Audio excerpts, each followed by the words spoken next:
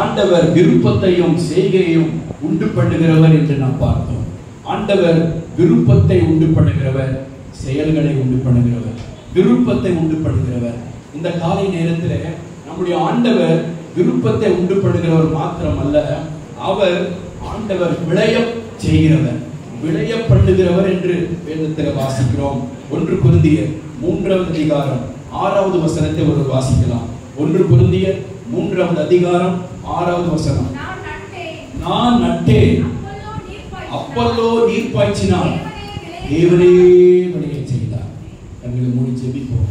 பரலோக பிதாவே, நீ கொடுத்த அந்த வார்த்தைக்காக ஸ்தோத்திரம். எப்போதும் நீ வார்த்தைகளை கொண்டு பேசுகிறவர், எங்களோடு பேசு. ரட்சகர் இயேசுவின் நாமத்தில் கேட்கிறோம், ஜீவனுள்ள நல்ல பிதாவே. எல்லாரும் சேர்ந்ததை வாசிக்கலாம்.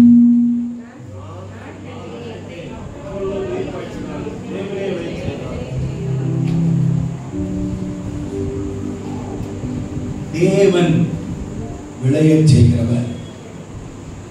ஆண்டவர் வெறுமையாக அவர் விளைச்சலை கொடுத்திட மாட்டார்.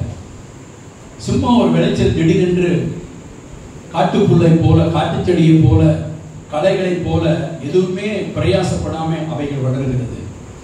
ஆனால் தேவன் விளைய செய்ய வேண்டுமானால் நாம் பிரயாசப்பட வேண்டும். பிரயாசப்பட்டால் அன்றி நாம் விளைச்சலை பார்க்க முடியாது. ஆகவே அதற்கென்று பிரயாசப்பட்டு பயிரிடுகிறவர் என்று 1 தீமோத்தேயுவில் வாசிக்கிறோம். பிரயாசப்பட்டு பயிரிடுகிறவன் பலனிலே முந்தி உங்களைவான். 2 தீமோத்தேயு 2வது அதிகாரம் 6வது வசனத்தில் அதை நாம் வாசிக்கிறோம். பிரயாசப்பட்டு பயிரிடுகிறவன், அள்ளி தூவும் விதையை சுமக்கிறவன், விதையை விதைக்க போகிறவன் அதை தன் தோளின் மேலே சுமந்து கொண்டு போகிறான்.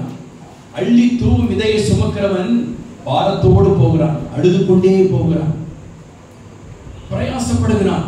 அதற்கென்று கர்ப்ப வேதனைப்படுகிறான். அதற்கென்று தன்னுடைய இருதயத்தை அதின் மேலே வைக்கிறான், தன் சிந்தை அதின் மேலே வைக்கிறான், தன்னுடைய எண்ணத்தை அதின் மேலே வைக்கிறான்.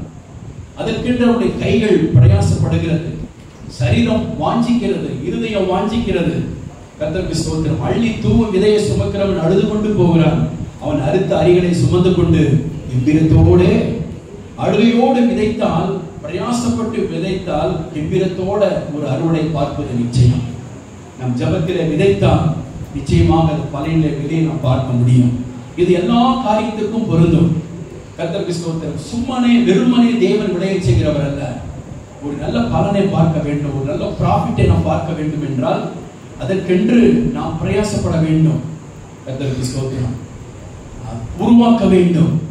கர்த்தருக்கு ஸ்தோத்திரம். தோற்றுவிக்க வேண்டும். அவைகளை பண்படுத்த வேண்டும். அவைகளை நன்றாக பயன்படுத்த வேண்டும். தரிசன நிலங்களை பண்படுத்துவது என்று கர்த்தர் சொல்லியிருக்கிறாரே. கீழ்மண் மேல்மண்ணாகவும் மேல்மண் கீழ்மண்ணாகவும் மாற வேண்டும்.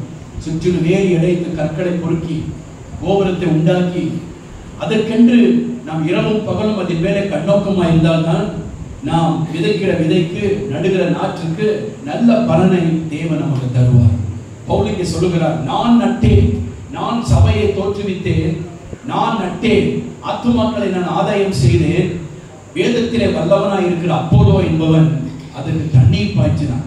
வசனத்தை அவர்களுக்கு தண்ணீராக கொடுத்தான். தண்ணீர் பாய்ச்சுவது போல வசனத்தை பாய்ச்சினான். நான் ஆத்துமாக்களை சந்தித்தேன், அப்போலோ அதற்கு தண்ணீராகிய வசனத்தை, ஜெபமாகிய அந்த தண்ணீரை பாய்ச்சினான், தேவன் விளைய செய்தார் என்று சொல்றார். அல்லேலூயா. நீங்கள் 1 கொரிந்தியர் வாசிக்கும் பொழுது நடுகிறவனாலும் நட்டதினால் தான் அது ஆனது என்று சொல்வதற்கில்லை. அதனால நடாம இருக்க முடியுமா? நட்டுதான் ஆக வேண்டும். நடுகிறதினாலும் அல்ல, நான் நட்டேன் அதனாலதான் ஆண்டவர் விளைய செய்தார், இல்லை. நான் நீர் பாய்ச்சினேன், நீ நட்டுவிட்டு போய்விட்டாய், ஆனால் நான் நீர் பாய்ச்சினேன் அதனால் தான் தேவன் விளைய செய்தார், அதற்கும் வாய்ப்பில்லை. நான் நட்டேன், நீர் பாய்ச்சினாய், தேவன் அதை பார்த்து விளைய செய்தார். நடுகிறவனாலும் அல்ல, நீர் பாய்ச்சுகிறவனாலும் அல்ல. நான் நீர் பாய்ச்சினால அது ஒன்றுமில்லை, நட்டதினாலும் ஒன்றுமில்லை. ஆனால் நட வேண்டும், நீர் பாய்ச்ச வேண்டும், மற்றதை தேவன் பார்த்துக் கொள்வார். விளைச்சல் அவருடைய கையிலே இருக்கிறது. நாம் விதை விதைக்கிறோம், அதை அந்த ஆண்டவர் கொடுப்பது அது அவருடைய கருத்தில் இருக்கிறது. நான் நட்டேன், அவன் நீர் பாய்ச்சினான், தேவனே விளைய செய்தார். நடுகிறவனாலும் அல்ல, நீர் பாய்ச்சினாலும் தேவனாலேயே எல்லாம் ஆகும். ஆனால் ஆண்டவர் நாம் பிரயாசப்பட செய்ய வைக்கிறார். கர்த்தருக்கு ஸ்தோத்திரம்.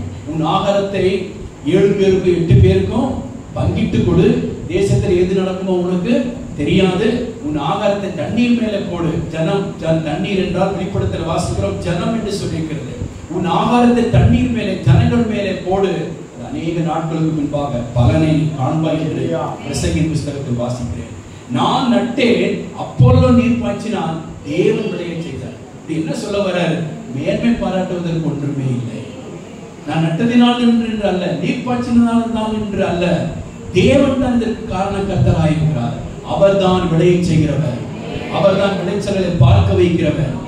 விளைச்சல்களுக்கு மூல காரணம் தேவன். ஆமென், அல்லேலூயா. மரங்களை நட்டு, செடிகளை நட்டு, அதற்கு தொடர்ந்து நீர் பாய்ச்சும் போது தேவன் அதை விளைய செய்கிறார். கர்த்தருக்கு ஸ்தோத்திரம். தொடர்ந்து அதற்கு நாம் நீர் பாய்ச்சி கொண்டே இருக்கும் போது தேவன் அதை வளரச் செய்கிறார் என்று நாம் வேதத்தில் வாசிக்கிறோம். கர்த்தருக்கு ஸ்தோத்திரம்.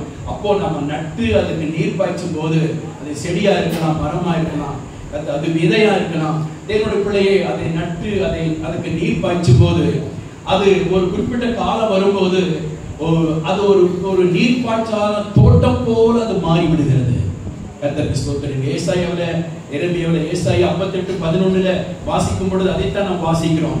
கர்த்தருக்கு ஸ்தோத்திரம். ஒரு தோட்டத்திலே அது ஒரு நட்டு அதுக்கு நீர் பாய்ச்சும் போது காலப்போக்கிலே அது என்னவாக மாறிவிடுகிறது?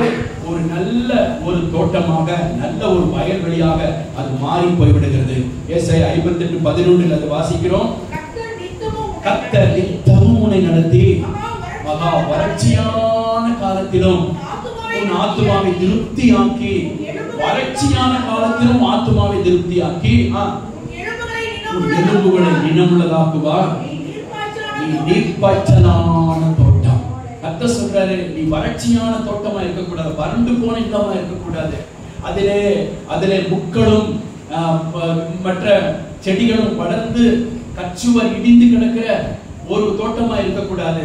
தோட்டத்தை பார்க்கும்போது, வீட்டை பார்க்கும்போது அது வீட்டு ஒரு தோட்டம். கர்த்தருக்கு ஸ்தோத்திரம். சபை ஒரு தோட்டம்.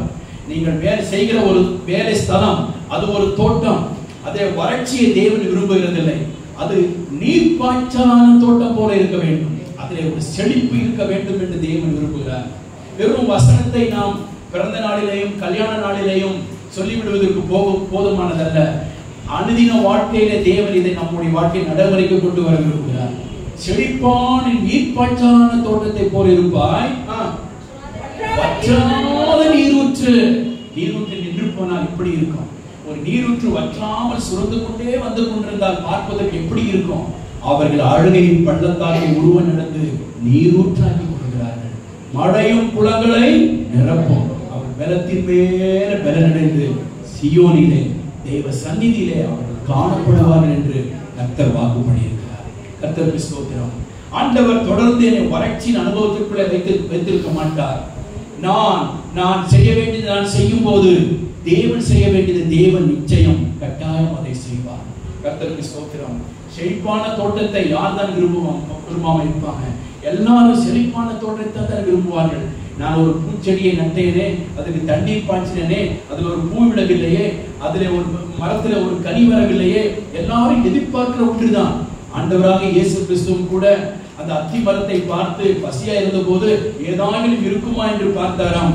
அதில் இலைகளை அன்றி கனி ஒன்றும் இல்லாமல் போகும்போது அதை சபித்தார், பட்டு போயிற்று என்று வாசிக்கிறோம். கர்த்தருக்கு ஸ்தோத்திரம். ஒரு மரம் என்றால் அதில் கனி இருக்க வேண்டும் என்று தேவன் விரும்புகிறார். நம்ம எல்லாரும் கனி உள்ளவர்களாக இருக்க தேவன் எதிர்பார்க்கிறார். கர்த்தருக்கு ஸ்தோத்திரம். நீ நீர் பாய்ச்சலான தோட்டம் போல, வற்றாத நீரூற்றை போல இருப்பாய் என்று கர்த்தர் சொல்றார். நீர் பாய்ச்சலான தோட்டம் என்று சொன்னால் அதுக்கு நாம் நீர் பாய்ச்ச வேண்டும். கர்த்தருக்கு ஸ்தோத்திரம். அங்கே இருக்கிற மரம் செடி கொடிகள் வளர வேண்டும் என்றால் அதுக்கு நீர் பாய்ச்ச வேண்டும். அதை நாம் நட வேண்டும், அதை ஊன்ற வேண்டும். கர்த்தருக்கு ஸ்தோத்திரம். அப்பொழுது தேவன் அதை விளைய செய்வார். தேவன் அதை விளைய செய்கிற தேவனாக இருக்கிறார். கர்த்தருக்கு ஸ்தோத்திரம். நீங்கள் கர்த்தருக்கு ஸ்தோத்திரம். வறண்ட ஒரு நிலமாய் நான் இருக்கிறேன், என்னுடைய வாழ்க்கையில் நான் என்ன செய்யறது என்கிற நிலவரத்தில் நாம் இருக்கலாம். எவ்வளவு பிரயாசப்படுகிறேன், ஆனாலும் ஒரு வறட்சியில இருந்து வெளியே வர முடியறதில்லை. ஒரு வறட்சி, ஒரு வறண்ட நிலத்துல என்னுடைய ஆத்மா தவித்துக் கொண்டிருக்கிற நிலவரத்துல நாம் இருந்தா ஆண்டவர் அந்த வறண்ட நிலத்தின் மேல கரிசனையா இருக்கிறார். நீ வறட்சியிலே இருக்கிறியா, நீ வறட்சியிலே போயிரு என்று ஆண்டவர் அது சொல்வதற்கல்ல. தேவன் வறட்சியை திரட்சியாக மாற்றுகிறார், வளர்ச்சியை மகிழ்ச்சியாக கர்த்தர் மாற்றுகிறார். ஏசாயா 44 அதிகாரம் 3வது வசனத்தில் வாசிக்கும் பொழுது நாம் இவ்விதமாக வாசிக்கிறோம். ஏசாயா 44 அதிகாரம் 3வது வசனத்தில், ஆமென், ஆண்டவரே, நான் எப்படியாவது நான் ஒரு ஆசீர்வாதத்தை பார்க்கணும்ப்பா, ஒரு நல்ல பங்கை நான் பார்க்கணும், ஒரு செழிப்பை நான் பார்க்கணும் ஆண்டவரே, ஒரு நீரோட்டத்தை நான் பார்க்கணும். கர்த்தருக்கு ஸ்தோத்திரம். ஆண்டவரே, ஒரு கனியை நான் பார்க்கணும், ஒரு ப்ராஃபிட்டை நான் பார்க்கணும், ஒரு பலனை பார்க்கணும் அப்படின்னா அந்த வாஞ்சை இருந்தானா, தாகம் இருந்துச்சுன்னா, தாகம் உள்ளவன் மேலே தண்ணீரையும் வறண்ட நிலத்தின் மேலே, வறண்ட நிலத்தின் மேலே ஆறுகளையும் ஊற்றுவேன். வறண்ட நிலத்தின் மேலே ஆறுகளை ஊற்றுறாராம். ஆறுகளை போல ஆண்டவர் மழை ஆண்டவர் ஊற்ற, வறண்டத்தின் மேல் ஆறுகளை ஊற்றுவே. அப்புறம் உன் சந்ததியின் மேல் என் ஆவியையும், உன் சந்தானத்தின் மேல் என் ஆசீர்வாதத்தையும் ஊற்றுவேன் என்று சொல்ற. ஊற்றுமையா உன் ஆவியை வேண்டிக் கொள்கிறோம், ஜெபிக்கிறோம். ஊற்றுங்க ஆண்டவரே, ஊற்றுங்க எங்கள் மேல சொல்றோம். கர்த்தருக்கு ஸ்தோத்திரம், கர்த்தருக்கு ஸ்தோத்திரம். தண்ணீர் எதை காண்பிக்கிறது? இந்த வறண்ட நிலத்தின் மேல ஆறுகளை ஊற்றார். ஆறு எதை குறிக்கிறது? ஆசீர்வாதத்தை குறிக்கிறது. ஒரு ஆறு போச்சுன்னா அது ஆறு பக்கத்தில் இருக்கிற நிலம் எல்லாம் எப்படி இருக்கும்? நீர்க்காலில் ஓரமாய் நடப்பட்ட மரம் எல்லாம் செழிப்பாய் இருக்கும். அது இலையுதிராத மரத்தை போல இருக்கும் என்று சங்கீதம் 1 வாசிக்கிறோமே. ஆறுகள் நிறைந்த பகுதியெல்லாம் செல்வ செழிப்பாக இருக்கிறது மாதிரி. கர்த்தருக்கு ஸ்தோத்திரம். தேவனுடைய பிள்ளைகளே, ஆண்டவர் வறண்ட நிலத்தின் மேலே, வறண்ட இதயத்தின் மேலே, தேவனுடைய பிள்ளையை கடினமான இடத்தின் மேலே, கடினமான சூழ்நிலையின் மேலே ஆண்டவர் தம்முடைய ஆறுகளை ஊற்றுகிறார், தண்ணீர்களை ஊற்றுகிறார். அதுதான் ஆசீர்வாதம் என்று நாம் அங்கே வாசிக்கிறோம். கர்த்தருக்கு ஸ்தோத்திரம். வறண்ட நிலத்தின் மேல் ஆறுகளை ஊற்றும் போது, ஆறுகளை ஊற்றுறார். அப்ப ஆவி, அதே வசனத்தை வாசி 43 44 3, தண்ணீரையும் ஆறுகள், வறண்ட நிலத்தின் மேல் ஆறுகளை ஊற்றுவேன் என்று சொல்லியிருக்கிறார். ஆறுகளை ஊற்றுவேன், சந்ததியின் மேல் ஆவியையும் ஆசீர்வாதத்தையும் ஊற்று. ஆறுகள் ஆசீர்வாதத்தை குறிக்கிறது. வறண்ட நிலத்தின் மேல் ஆறுகள் ஊற்றப்படும் போது என்ன நடக்கும்? ஒரு வறண்ட நிலம் இருக்கிறது, அங்கே ஆண்டவர் ஆறுகளை ஊற்றும் போது என்ன உண்டாகும்? ஏசாயா 35வது அதிகாரம் 1-2 வசனங்களை வாசிக்கலாம். ஏசாயா 35வது அதிகாரம் 1-2 வசனங்களை வாசிப்போம். ஆமென். வனாந்தரம், வறண்ட நிலம் மகிழும். ஆறுகளை தேவன் ஊற்றும் போது வறண்ட நிலம் மகிழும். ஆமென். கடினமான நிலம் மகிழும், கடினமான இடம் மகிழும். கர்த்தருக்கு ஸ்தோத்திரம். ஆண்டவர் ஆறுகளை ஊற்றும் போது வனாந்தரமும் வறண்ட நிலமும் மகிழ்ந்து, அப்புறம் கழித்து எம்பீரித்து புஷ்பத்தை போல. ஆண்டவர் ஆறுகளை ஊற்றும் போது வறண்ட நிலமும் வனாந்தரமும் புஷ்பத்தை போல செழிக்குமா? ஆண்டவர் ஏன் ஆறுகளை ஊற்றுகிறார்? செழிக்க செய்வதற்காக. புஷ்பத்தை போல அவைகள் செழிக்கும். ஆமென். அது மிகுதியாய் செழிக்கும். கை வைத்து அல்லேலூயா சொல்வோம். ஆண்டவர் மிகுதியாக செழிக்க பண்ணுகிறவர். மோர் ப்ராஸ்பரிட்டி. கர்த்தருக்கு ஸ்தோத்திரம். மிகுதியாக தேவன் செழிக்க பண்ணுகிறவர். அதற்கு அளவே இல்லை, அதற்கு எல்லையே இல்லை. ஆண்டவர் செழிப்பை மிகுதியாக செழிக்க பண்ணுகிறவர். எப்போ எப்படி இருந்த இடம் வனாந்தரமா இருந்தது, வறண்ட நிலமா இருந்தது. தேவன் தம்முடைய ஆறை, ஆவியானவருடைய அருள்மாறி மழையை நம்மேல் ஊற்றின போது அது புஷ்பத்தை போல செழித்து மிகுதியாக செழிக்கிறதா. ஆமென். ஹல்லேலூயா. ஸ்தோத்திரம் உண்டாவதாக. தேவனுடைய பிள்ளைகளே, அது மிகுதியாக செழிக்கும் என்று வாசிக்கிறோம். நம்முடைய தேவன் விளைய செய்கிறவர், விளைய பண்ணுகிறவர், விளைச்சலை தருகிறவர், விளைச்சலை எதிர்பார்க்க சொல்லுகிறார். விசுவாசத்தோடு நீங்கள் பேச பேச அந்த விசுவாசத்தின் வார்த்தை உன் வாயிலும் உன் இருதயத்திலும் இருக்கிறது. அது தூரமா இல்ல, அது சமீபமா இருக்கிறது.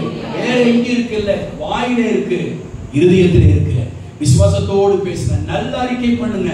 தேவன் என் வறண்ட நிலத்தை வயல்வெளியாக மாற்றுவார். என் வறண்ட நிலத்தின் மேல் ஆறுகளை தேவன் ஊற்றுவார். ஆவியானவர் என் மேலே ஊற்றுவார். ஆமென், அல்லேலூயா. அப்பொழுது ஆண்டவர் என்னை புஷ்பத்தை போல செழிக்க பண்ணுவார். நான் கையிட்டு செய்கிற வேலைகளை எல்லாம் கர்த்தர் ஆசீர்வதிப்பார். சும்மா இருந்த ஆண்டவர் ஆசீர்வதிப்பேன்னு சொல்லல, நீ கையிட்டு செய்கிற வேலைகளில் எல்லாம் உன் தேவனாகிய கர்த்தர் உன்னை ஆசீர்வதிப்பார். கையிட்டு வேலை செய்தால் தான் ஆசீர்வாதம். வெறுமனே இருந்தால் ஆசீர்வாதம் இல்லை. தன் நிலத்தை பயிரிடுகிறவன் ஆகாரத்தினால் திருப்தியாவான். அவர்களுடைய நிலத்தை அவர்கள் பயிரிட்டால் தான் தேவன் ஆகாரத்தை விளைய செய்து இருதயத்தை தேவன் கம்பீரிக்க பண்ணுவார். வீணரை பின்பற்றுகிறவனோ வறுமையாலே நிறைந்திருப்பான். வீணரை பின்பற்றுகிறவனோ வறுமையாலே நிறைந்திருப்பான். கர்த்தருக்கு ஸ்தோத்திரம். நாம் பின்பற்றக்கூடியவர்கள் அவர்கள் கர்த்தருக்கு ஸ்தோத்திரம், அவர்கள் காரிய சித்தி உள்ள மனிதர்களாக இருக்க வேண்டும். அவர்கள் காரிய சித்தி உள்ள மனிதர்களாக மனுஷர்களாக இருக்க வேண்டும். அவர்களை நாம் பின்பற்றும் போது, அவர்களை மாதிரியாக வைத்து நாம் செயல்படும் போது கர்த்தர் நம்மையும் காரிய சித்தி உள்ள மனுஷர்களாக கர்த்தர் மாற்றுவார். ஈனரை பின்பற்றினால் அவன் வறுமையாலே நிறைந்திருப்பான் என்று சொல்லியிருக்கிறது.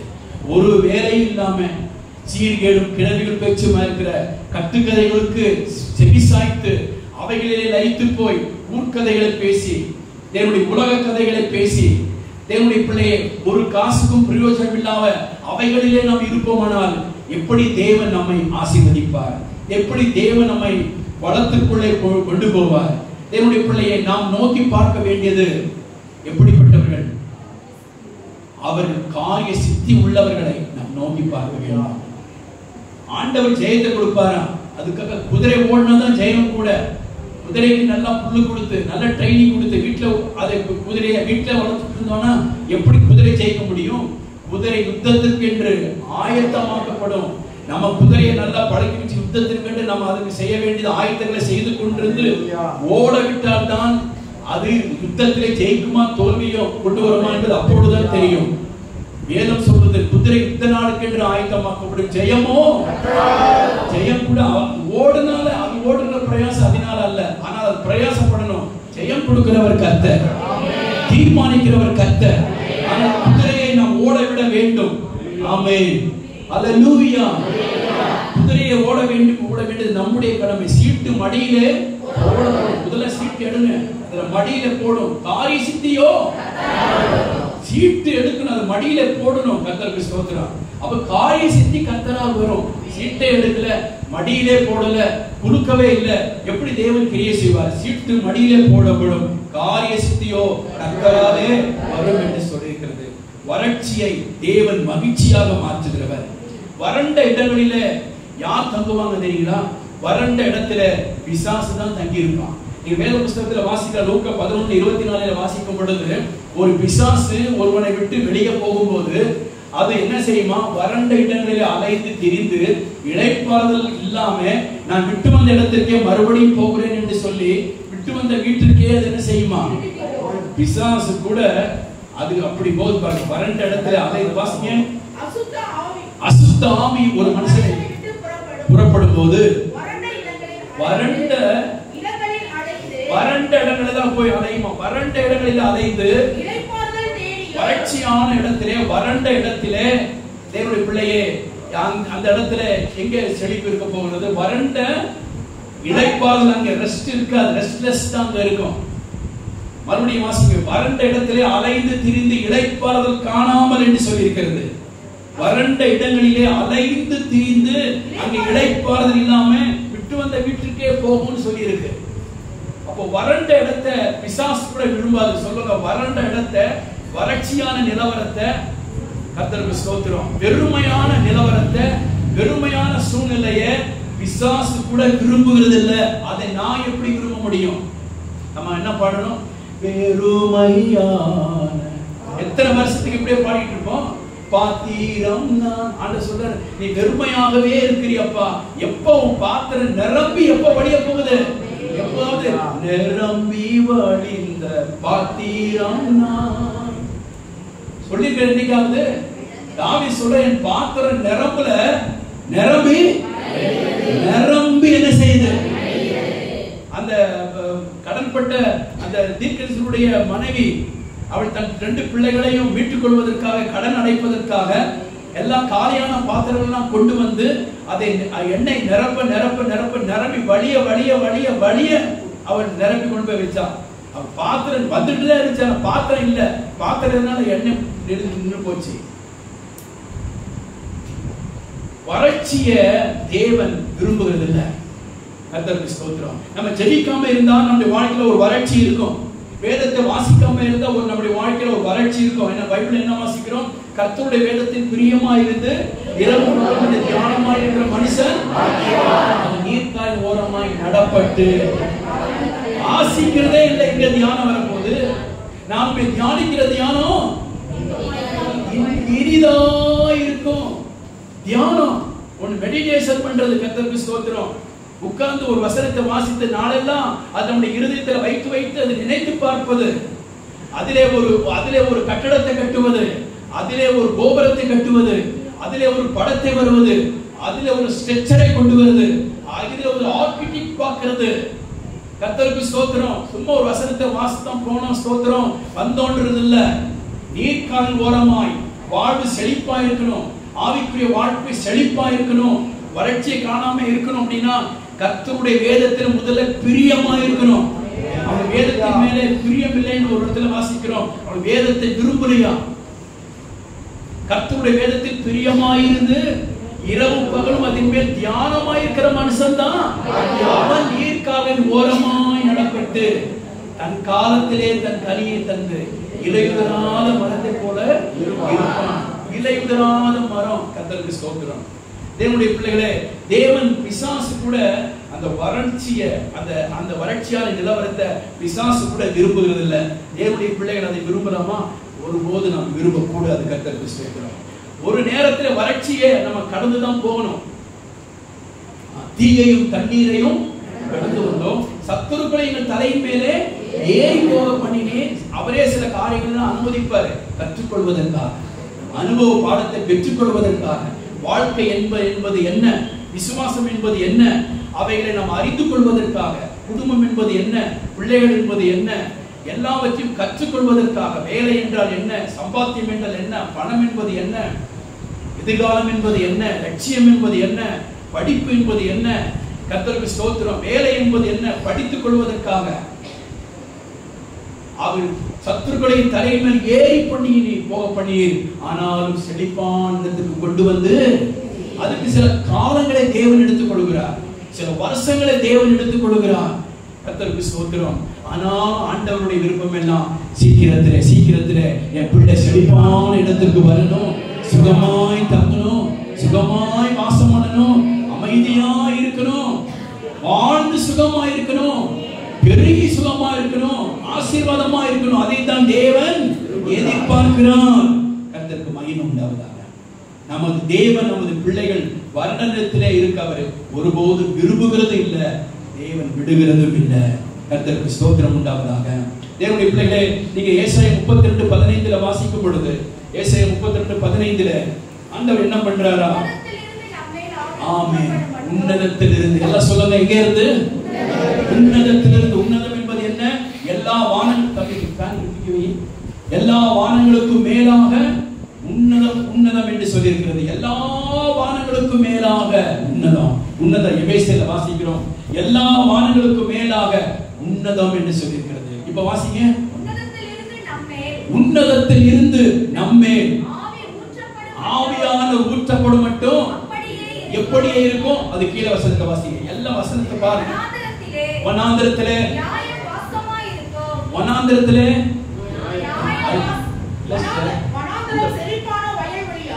கீழே வசனம், மேல வசனத்தை வாசிங்க. 32:14 வாசிங்க. ஆவி ஊற்றப்படும் மட்டும் அப்படியே இருக்கும். எப்படி இருக்கும்? வாசிங்க. அரண்மனை பாழாகவே இருக்கும். அரண்மனை பாழாக விடப்படும். ஜனம் நிறைந்த நகரம் வெறுமையாகவே இருக்கும். மேலும் துருக்கமும் அவைகள் கெபிகளாகவே இருக்கும். அந்த இடம் மாற்றமே வராது. காட்டு கழுதைகள் கழிக்கும் இடமாய் இருக்கும். மந்தைகளுக்கு இருக்கும். இருக்கிற மற்றதெல்லாம் அப்படியே இருக்கும், ஒரு மாற்றம் இருக்காது. எப்ப மாற்றம் வரும்? ஆவி நம்ம மேல ஊற்றப்படும் மட்டும் அதெல்லாம் அப்படியே இருக்கும்.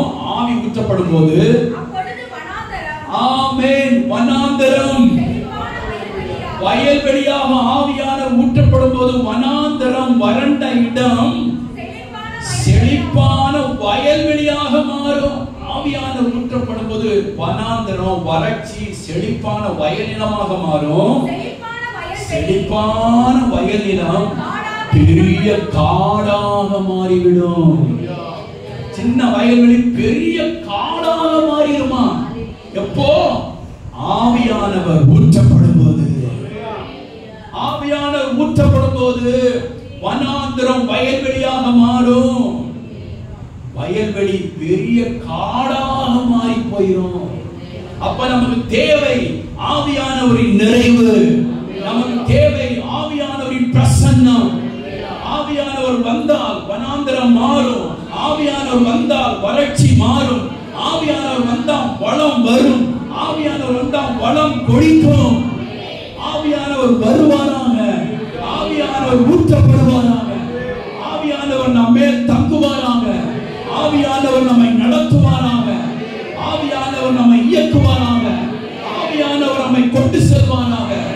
ஆவியானவரே நம்மை நடத்தி செல்வாராக. அல்லேலூயா சொல்வோம். ஆமென், அல்லேலூயா. ஆவியானவர் ஊற்றப்படணும். அப்ப என்ன செய்யணும்? டெய்லி உட்கார்ந்து ஜெபம் பண்ண வேண்டும். ஆவியிலே நிரம்பி ஜெபிக்கணும். பரிசுத்த ஆவியில் நிறைந்து அந்நிய பாஷையிலே விண்ணப்பம் பண்ணி கர்த்தருடைய சமூகத்தை கிட்டி சேர வேண்டும். கர்த்தருக்கு ஸ்தோத்திரம். அதனாலதான் எசேக்கியேல் 34:26 வாசிக்கும் பொழுது, எசேக்கியேல் 34:26 ஆவியான ஊற்றப்படும் போது வனாந்தர வயல்வெளியாக மாறும். வயல்வெளி பெரிய காடாக மாறும். அப்ப என்ன உண்டாகும்? 34:26 எசேக்கியேல் 34:26 நான் அவர்களையும் ஆவியான மேல் ஊற்றப்படவரே, நான் அவர்களையும் என் மேட்டின் சுற்றுப்புறங்களையும் ஆசீர்வாதமாக மாற்றி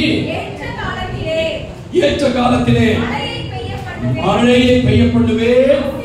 ஆசீர்வாதமான மழை சுற்றுப்புறம் எங்கும் ஆண்டவர் செழிப்பாக்குறாரா? சொல்லுங்க, சுற்றுப்புறம் எங்கும் செழிப்பாக்கி, அது மேட்டை சுற்றிலும் செழிப்பாக்கி. மேட்ல தண்ணி ஓடுமா? மேட்ல தண்ணி நிக்குமா? மேட்ல விவசாயம் பண்ண முடியுமா? மேட்ல எதையாவது கொண்டு போக முடியுமா? இல்ல. ஆண்டவர் சொல்ற மேட்டின் சுற்றுப்புறம் எங்கும் ஆண்டவர் நினைத்தால் எல்லா இடத்தையும் ஆண்டவர் செழிப்பாக மாற்ற முடியும். சொல்லுங்க, இது மேடு, இது பள்ளம், தேவனுடைய பிள்ளையே, அதுக்கு தேவன் வித்தியாசம். மேட்டின் சுற்றுப்புறம் எங்கும் ஆண்டவர் என்ன செய்யறாரா? ஆசீர்வாதமாக்கி மாற்றி ஆசீர்வாதமான மழையை பெய்ய பண்ணுவேன் என்று கர்த்தர் நமக்கு வாக்கு பண்ணியிருக்கிறார். ஆமென். வறண்ட நிலங்கள் மேலே தேவன் ஆறுகளை ஊற்றுகிறார். எதற்காக தேவன் ஆறுகளை ஊற்றுகிறார்? சின்ன பிள்ளை மாதிரி ஆறுகளை ஊற்றும் போது மண்ணெல்லாம் நல்லா புடைத்து அதுல உட்கார்ந்து பொம்மை செய்யறதுக்கா? அதுல குச்சி வெத்தி ஆட்டி அதுல உருவங்களை செய்து விளையாடுவதற்கு தேவன் வர்ணனத்தின் மேல் ஆறுகளை ஊற்றுறாரு. ஆறுகளை ஊற்ற உடனே முன்மாறி ஒண்ணு வந்த உடனே, எதுக்கு முன்மாறி வருகிறது? பயிர்கள் ஒரு முன்மாறி வருவதற்கு ஒரு முன்மாறிய தேவன் வந்து ஊற்றின உடனே அதையெல்லாம் அந்த நிலங்களை அவர்கள் சரி பண்ணுகிறார்கள், பண்படுத்துகிறார்கள், விதைகளை போடுகிறார்கள். விதைகளை போடுவதற்கு பின்பாக ஒரு பின்மாறிய தேவன் ஊற்றுகிறார். அது கனிந்து காய்த்து வருவதற்காக பின்மாறிய முன்மாறிய தேவன் ஊற்றுகிறார். எதற்காக ஆறுகளை தேவன் நிலத்தின் மேல ஊற்றுகிறாரு? நாம் நடுவதற்காக. கைவிட்டு அல்லேலூயா சொல்லுங்க. நாம் நடுவதற்காக தான் ஆண்டவர் மழையை ஆண்டவர் ஊற்றுகிறார். கர்த்தருக்கு ஸ்தோத்திரம். ஆறுகளை தேவன் ஊற்றுகிறார். ஊற்றப்பட்ட ஆறுகளின் நீர்நிலைகளில் எல்லாம் தண்ணீர் இருக்கிறது. அந்த தண்ணீரை எடுத்து மழை நின்ன உடனே என்ன செய்கிறோம்? ஒரு மாசம் ஆன உடனே அந்த தண்ணீர் ஆறுகள் ஊற்றப்படும் போது நீர்நிலைகள் எல்லாம் தண்ணீரால் நிரம்பி இருக்கிறது. இப்ப மோட்டரை வச்சு ஸ்டார்ட் பண்ணி இப்ப என்ன செய்யறோம்? பயிர்களுக்கெல்லாம் தண்ணீர் பாய்ச்சுகிறோம். ஆமென், அல்லேலூயா. பரலோகத்தின் மேலே தேவன் ஏன் ஆறுகளை ஊற்றுகிறார்? நடுவதற்கும் கொஞ்ச காலமான பின்னாடி நீர்நிலைகளிலே தங்கியிருக்கிற அந்த நீர்களை எடுத்து பாய்ச்சுவதற்கு தான் ஆண்டவர் ஆறுகளை வர்ணனத்தின் மேலே ஊற்றுகிறார் என்று சொல்லி இருக்கிறது. நாம் சந்திக்கிற ஆத்துமாக்களில் வசனம் என்கிற நாற்றை நாம் நட வேண்டும். ஆமென், அல்லேலூயா. ஆண்டவர் சொன்னார், நிலம் உங்களுடைய மனம் என்று சொன்னார், நிலம் உங்களுடைய இருதயம் என்று சொன்னார். நானும் நீங்களும் சந்திக்கிற ஆத்துமாக்கள் அவருடைய நிலத்திலே வசனம் என்கிற நாற்றை நட வேண்டும். போரிடமெல்லாம் வசனம் என்கிற நாற்றை நட வேண்டும். வசனம் என்கிற விதையை அவர்கள் மேலே அவர்களை தூவ வேண்டும். அதுக்கப்புறம் வசனத்தை அவர்கள் இதயத்திலே நாம் நாட்டி விட்டோமானால், நட்டு விட்டோமானால், அதற்கப்புறம் தண்ணீராகிய அந்த ஜலத்தை, தண்ணீராகிய அந்த நீரை நாம் அவர்களுக்கு பாய்ச்சி கொண்டே இருந்தால் ரட்சிப்பு என்கிற கனியை சீக்கிரத்திலே தேவன் விளைந்திருக்கிறதை நாம் பார்க்க முடியும். ரட்சிப்பு என்கிற கனியை தேவன் விளைந்திருக்க பண்ணுவார். நாம் நட வேண்டும். நட்டுவதற்கு பின்பாக நீர் பாய்ச்ச வேண்டும், ஜெபம் பண்ண வேண்டும். நட்ட பிறகு வசனத்தை சொன்ன பிறகு அதோடு விட்டுவிடக் கூட, தொடர்ந்து அவர்களுக்காக ஜெபம் பண்ணிக்கொண்டே இருக்க வேண்டும். மனக்கண்கள் திறக்கப்படுவதற்காக, பொல்லாத வல்லமையிலிருந்து வெளியே வருவதற்காக, கட்டப்பட்டிருக்கிற கட்டுகள் நீங்கி போவதற்காக அவளுக்கு ஜெபம் என்கிற நீரை நாம் பாய்ச்சி கொண்டே இருந்தால் ஏற்ற வேளை வரும்போது நற்குலம் கனியாக அந்த ஆத்துமா விளைந்திருக்கும். அது தேவன் செய்கிற காரியம். ஆனால் நாம் நட்டுக்கொண்டே இருக்க வேண்டும், நாம் நீர் பாய்ச்சி கொண்டே இருக்க வேண்டும். விளைய செய்கிறவர் தேவனாய் இருக்கிறார். நாம் ஒரு விளைச்சலை பார்க்க வேண்டுமானால் நாம் விதையை தூவ வேண்டும், நாம் நாற்றை நட வேண்டும், வசனத்தை போட்டுக்கொண்டே இருக்க வேண்டும். கர்த்தருக்கு ஸ்தோத்திரம். ஒரு வசனத்தை போடும்போது அந்த பறவைகள் வந்து கொத்தி கொண்டுதான் போகும், நெருக்கம் வரதான் செய்யும். தேவனுடைய பிள்ளையே, சில நேரத்தில் கற்பாறையின் மேல் விழுந்த விதையை போலதான் இருக்கும், வழியோரத்தில் விழுந்த விதையை மாதிரி தான் இருக்கும், முள்ளுகளுக்குள்ள விளைந்த விதையமா தான் இருக்கும். ஆனாலும் நம்ம அந்த நல்ல நிலை அவர்களுக்கு உருவாகும் வரைக்கும் இந்த விதைக்க விதைக்க நல்ல நிலை உருவாயிரும். கடின நிலம் மாறிடும், முட்கள் நிலம் மாறிடும், வழியோர நிலம் மாறிடும். தேவனுடைய பிள்ளையை விதைக்க விதைக்க நாம் வசனத்தை நட நட, அதை யாக்கோபு வாசிக்கிறோம், உங்கள் இருதயத்தில் வசனம் நாட்டப்பட்டவர்களாயும், உங்கள் இருதயத்தில் வசனம் நாட்டப்பட்டவர்களாயும், வசனத்தில் அப்படியே நாட்டப்பட்ட நாற்றை போல அது நாட்டப்பட வேண்டும். செய்ய செய்ய ஆண்டவர் நற்பலன்களை ஆண்டவர் காண பண்ணுவார். விளைய செய்கிறவர், அவர் ரட்சிக்கிறவர், அவர்களை ரட்சித்து கொண்டு வருகிறவர், ரட்சிப்பின் பலனை காணப்படுகிறவர் கர்த்தராய் இருக்கிறார். ஒரே ஒரு பாவி மனம் திரும்பும் போது பரலோகத்திலே தூதர்கள் முன்பாக சந்தோஷம் இல்ல, மிகுந்த சந்தோஷம் உண்டாயிருக்கும், மிகுந்த சந்தோஷம் உண்டாயிருக்கும். ஓரணமெல்லாம் நீர்வளம் பொருந்தின இடங்கள் எல்லாம் விதை விதைக்கிற நீங்கள் பாக்கியவான்கள். நீங்க எங்கெல்லாம் கொஞ்சம் செழிப்பா இருக்கும், எங்க கொஞ்சம் நீர்வளம் இருக்கும், அங்கெல்லாம் எப்படி ஒரு விவசாயி அங்க பயிரிட ஆரம்பிக்கிறாரோ அதே போல கொஞ்சம் கொஞ்சம் லகுமா இருக்கு, கொஞ்சம் உள்ள போக முடியுது, எதையாவது விளைச்சா கொஞ்சம் வளரும்னு எந்தெந்த நிலங்களை ஆத்துமாக்களை நீங்க பாக்குறீங்களோ அங்கெல்லாம் நீங்க வசனத்தை சொல்லிக்கிட்டே இருங்க. கொஞ்சம் விருப்பமா இருக்கும், கொஞ்சம் வசனத்துக்கு ஆர்வம் காட்டுவாங்க, கொஞ்சம் ஆலயத்துக்கு வருவதற்கு ஆர்வம் காட்டுவாங்க. அந்த நிலத்தின் மேல வசனத்தை விதைங்க, ஆண்டவர் விளைய பண்ணுவார். ஆமென், அல்லேலூயா. கர்த்தருக்கு மகிமை உண்டாவதாக, ஆண்டவருக்கு ஸ்தோத்திரம் உண்டாவதாக. நாம் செய்ய வேண்டியதை நாம் செய்யும் போது தேவன் செய்ய வேண்டியதை தேவன் அதை செய்வார். அதில் எந்த ஒரு மாற்றமுமே ஒருபோது இருக்காது. கர்த்தருக்கு ஸ்தோத்திரம். நாம் பிரயாசப்படுவதற்கு மேல தேவனுடைய பிரயாசத்தை பார்த்து அவர் விளைச்சலை தேவன் நல்லா தருவார். ஆனா நம்ம பிரயாசப்படணும். நம்ம சும்மா இருந்த விளைச்சலை பார்க்க முடியாது, தூங்கிட்டு இருந்தா விளைச்சலை பார்க்க முடியாது. தேவனுடைய பிள்ளையே, நம்ம முடங்கி கிடந்தா விளைச்சலை பார்க்க முடியாது. கர்த்தருக்கு ஸ்தோத்திரம். தன் தன் காலத்தில் தன் தன் கனியை தருவான். கர்த்தருக்கு ஸ்தோத்திரம். படிக்கிற பிள்ளைகளா 5 வயசு 6 வயசு 7 வயசு 10 வயசு, அந்த எந்த வயசு படிக்கிற வயசு, படிக்கிற வயசுல அது தன் கனியை என்ன செய்யணும், அது சம்பாத்தியத்தை யாரும் எதிர்பார்க்கறது இல்ல. ஒரு பெரிய டிராவல்ஸ் ஓனர் வெளிநாடுகளுக்கெல்லாம் இந்த ஏஜென்ட்களை அனுப்பி டூரை அனுப்பி பெரிய கோடீஸ்வரராக இருக்கிற ஒருத்தர், இதை நான் கேள்விப்பட்டேன், பார்த்தேன். கர்த்தருக்கு ஸ்தோத்திரம். அவங்க 2 பிள்ளைங்க, அதுல ஒரு மூத்த பொண்ணு ஒண்ணு, பையன் ஒண்ணு. அந்த பொண்ணு வந்து ஒரு நாள் சொல்லிச்சான், படிச்சுட்டு இருக்கும்போது ஒரு நாள் ஃபர்ஸ்ட் ரேங்க் வந்து வந்துச்சான், ஆவரேஜ் மார்க் தான் வாங்கி வந்து ஒரு நாள் ஃபர்ஸ்ட் ரேங்க் ஸ்கூல்ல வந்துச்சான். அப்பா கிட்ட கொண்டு வந்து காமிச்ச உடனே ஒரு ரியாக்ஷன் அவன் கொடுக்கலையா, என்னடா இப்படி பண்றாரு. ஆனா இவர் வெளியெல்லாம் போய் பிரீச் கொடுக்குறவர், அதான் கிறிஸ்தவர்ல ஆண்டவரை அறியாத ஒரு மனுஷன் தான். வெளியெல்லாம் போய் காலேஜ் எல்லாம் இவர் வந்து பிரீச் கொடுக்குறவர். அப்படி இவருடைய வளர்ச்சி, இவருடைய புகழ்ச்சியெல்லாம் பார்த்து அநேக இவரை கூப்பிட்டு பயன்படுத்துவது வழக்கம். ஆனா அப்பா ரொம்ப சந்தோஷப்படுவாருன்னு அவர் சொன்னாரா, இதுக்காக நான் ஃபர்ஸ்ட் டைம் வாங்குறதானே உன்னை படிக்க வைக்கிறேன், போயிட்டோம் அப்படின்னு. எதுக்காக படிக்க வைக்கிறேன்? ஐயோ என்ன இப்படிப்பட்ட ஒரு மனுஷனா இருக்கிற, ஃபர்ஸ்ட் டைம் வாங்குறதுக்காக தான் உன்னை படிக்க வச்சிருக்கிறேன். அசம்பிளில கூப்பிட்டு நீ இப்படி ஒரு நல்ல கவிதை சொன்ன, இப்படி ஒரு காரியம் செஞ்ச, இப்படி ஒரு கோல்ட் மெடல் வாங்கியிருக்கிற, அது கூட போக மாட்டாரா? இதுக்கு மேல நீ வாங்கினதா வருவேன், நீ ஏன் விட்டு கொடுத்த, இதுக்கு மேல நீ வாங்கணும், உனக்கு படிக்க வைக்கிறதே அதனாலதான்.